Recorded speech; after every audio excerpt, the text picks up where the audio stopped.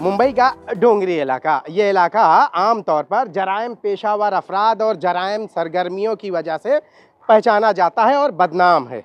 लेकिन आपको मैं बता दूं कि यूपीएससी में 570वां मुकाम हासिल करने वाले सैयद मोहम्मद हुसैन इसी डोंगरी इलाके के हैं।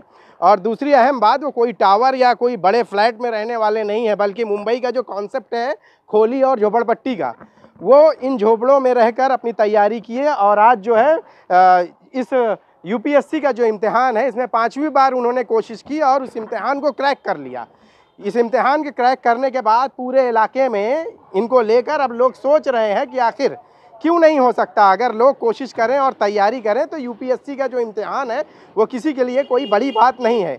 डोंगरी की शिनाख्त और डोंगरी की शबीह जो है लोगों के नज़दीक जो थी वो मैंने आपको बता दी, लेकिन इनके सैयद मोहम्मद हुसैन की इस कामयाबी के बाद डोंगरी की जो है जो शिनाख्त है अब पूरी तरह से बदल चुकी है। और हमारे साथ वो मौजूद है, इनसे बात करेंगे। सबसे पहले आपको ढेर सारी मुबारकबाद। सबसे पहले ये बताइए कि कैसा रहा है अब तक का सफ़र? सफ़र तो काफ़ी शुरू में अप्स एंड डाउन्स बहुत सारे आए। शुरू में तो डाउन्स ही देखा मैंने कि जब यहाँ पे शुरू की तैयारी की थी तो कोई गाइडेंस वगैरह नहीं था। तो मैं और मेरे अब्बा अक्सर जाते थे यहाँ पे डोंगरी का जो ऊपर का इलाका है वहाँ मोहम्मद अली रोड पे, वहाँ पे कुछ करियर काउंसलर्स होते थे, उनसे ताल्लुक़ करते थे कि बताइए कुछ यूपीएससी के बारे में। लेकिन ज़्यादा कुछ उनके से हमको हासिल नहीं हुआ, बिकॉज उनके पास भी बहुत महदूद नॉलेज थी। उसके बाद अब्बा के कुछ कॉन्टैक्ट्स की वजह से अब्बा ने पता करवाया कि कोचिंग वगैरह होती है पूना में, दिल्ली में पता करवाई थी। दिल्ली काफ़ी कॉस्टली होता था रहने वगैरह के लिए, तो Poona was a good economical alternative हमारे लिए। पूना में कोचिंग ली थी यूनिक एकेडमी से वहाँ पे, तो काफ़ी फ़ायदा हो गया था। वो फ़ायदा वहाँ पे हुआ। उसके बाद वहाँ पे हम लोग को बहुत अच्छे अच्छे लोग मिले, मुलाकात हुई। जैसे वहाँ पे से जवाद कदी सर थे हमारे, वो काफ़ी अच्छे से मेंटर करते थे हमको। उसके बाद वहाँ से दिल्ली गया मैं, पहला प्रीलिम्स निकाल के, पहले बार में मेरा प्रीलिम्स निकल गया था। उसके बाद मैं दिल्ली गया, वहाँ पे जामिया मिलिया इस्लामिया में, वहाँ पे कुछ हमारे सीनियर्स थे, जो हमारे पीयर्स थे, ग्रुप अच्छा मिला, दोस्त अच्छे मिले, तो डेवलप हुआ कि एग्ज़ाम को चाहिए क्या। उसके बाद ये एग्ज़ाम देते गए। मुंबई में एक तकलीफ़ होती थी इस एरिया में आके कि इस हमारे एरिया में खाने पीने की, कपड़े वगैरह की और बाकी सारे आराम और आराइश की दुकानें बहुत ज़्यादा थी, लेकिन पढ़ने के लिए लाइब्रेरी नहीं है हमको, तो बहुत दिक्कत होती थी। तो कभी गार्डन्स वगैरह में होता था पढ़ना, यहाँ वहाँ ये तो। लेकिन फिर जब हमारे Maqsood Ahmed Khan sir CEO sir जब आए थे यहाँ पे हज हाउस में, तो उन्होंने मुझे लाइब्रेरी अलाउ की थी। फिर मेंस के टाइम पे वो काफ़ी अच्छी फैसिलिटी प्रोवाइड करते थे हम बच्चों को, और बहुत ज़्यादा हेल्प की। उसके बाद यहीं पे पीछे जाफर सलमान मुसाफिर खाने में हमारे सीईओ सर मकसूद अहमद खान सर ने काफ़ी अच्छा एक अरेंजमेंट किया है 50 लड़कों का रहने खाने पीने का और तालीम वगैरह का। वहाँ पे मैं as a mentor and a student काम करता हूँ, मतलब पढ़ाता भी हूँ बच्चों को ताकि मेरा खर्चा भी निकल जाए और पढ़ता भी खुद हूँ। तो शुरू के 2-3 अटैम्प्ट में मेरा नहीं हुआ, चौथा अटैम्प्ट में कितनी बार कोशिशें की आपने, और हर बार जब कोशिश में नाकामी होती थी तो क्या लगता था? कोशिश में पहली बार जब कोशिश की थी तब एग्ज़ाम से मैं काफ़ी मतलब इतना आइडिया नहीं था एग्ज़ाम का कि एग्ज़ाम चाहता क्या है। तो शुरू में बहुत लंबा पहला प्रीलिम्स तो हो गया था, जो फर्स्ट 3 स्टेज का एग्ज़ाम होता है, पहला स्टेज क्लियर कर लिया था। सेकंड स्टेज में जो राइटिंग होती है उसमें काफ़ी बड़े गैप से रह गया था। दूसरे बार में मैंने वो गैप पूरा करने की कोशिश की, फिर प्रीलिम्स ही नहीं हुआ। तीसरी बार जब लॉकडाउन हुआ तो बैठ के सोचा कि करना क्या है, ये एग्ज़ाम मुझसे चाह क्या रहा है, क्यों मैं ये क्रैक नहीं कर पा रहा हूँ। फिर मैंने अच्छे से मेंस की तैयारी की और दी, प्रीलिम हुआ, फिर मेंस नहीं हुआ। मालूम पड़ा लेकिन जो गैप था पहले वाले से दूसरे वाले में काफ़ी कम हो गया। मुझे लगा कि ठीक है कम हो गया है, तो उम्मीद है फिर कोशिश करें, और पुश करूँगा तो और कम हो जाएगा। फिर सारा मैंने उसको पूरा 1 साल अपना जान लगा के एकदम अच्छे से दिया एग्ज़ाम को, पूरा कोशिश करके दी, फिर भी नहीं हुआ। फिर जब मैं पूरा टूट चुका था तो मार्क्स आया, मालूम पड़ा कि 3 मार्क्स से नहीं हुआ। तो मैंने बड़ी हिम्मत बढ़ी, मैंने बोला चलो यहाँ तक तो फिर कोशिश शुरू कर दी है। मैंने कहा कि यहाँ तक तो आ गए हैं, एक आखिरी बार। उस वक्त इतना हिम्मत नहीं थी, बहुत सारे फ्रेंड्स वगैरह ने हिम्मत दी कि चलो कोशिश करो एक आखिरी बार। अब्बा वगैरह काफ़ी पुश करते थे, अब्बा कॉन्स्टेंटली पूछते थे कि कोई मसला तो नहीं है, तबीयत तो ठीक ही नहीं है, मतलब है ना सब कुछ ज़रूरत है किसी चीज़ की। लेकिन फिर मैंने कहा कि अभी अब्बा का 5 साल लग चुके हैं ऑलरेडी मेरे पे, अगर मैं 1 साल अगर रिस्क लूँगा तो बहुत से बहुत क्या होगा, फेल ही होऊंगा फिर से।